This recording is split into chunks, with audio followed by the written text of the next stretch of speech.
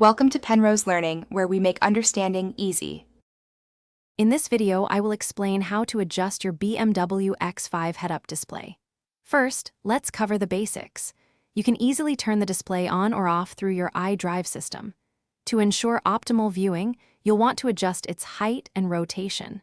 This helps align the projection perfectly with your line of sight. Don't forget to set the brightness level, ensuring it's clear without being distracting, whether it's day or night. Next, let's customize the information shown on your head-up display. Your BMW X5 allows you to select exactly what data you want to see. You can choose to display essential navigation directions, your current speed, or even details about your entertainment. This personalization ensures that only the most relevant information is projected, keeping your focus on the road while providing quick access to key details you value most during your drive.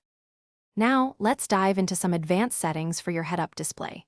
Within the iDrive system, you'll find deeper customization options to fine-tune your experience. If you ever feel the display isn't quite right, you can easily reset it to its factory default settings. We'll also touch on how to address common issues, such as minor flickering or if the display appears slightly misaligned, ensuring your HUD always performs optimally. Finally, let's talk about optimizing your overall head-up display experience.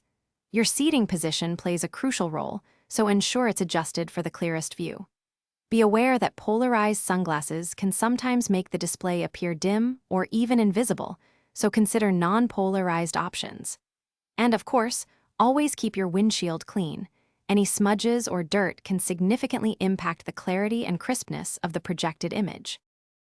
Thanks for watching. If this was helpful, leave a like and consider subscribing. See you next time.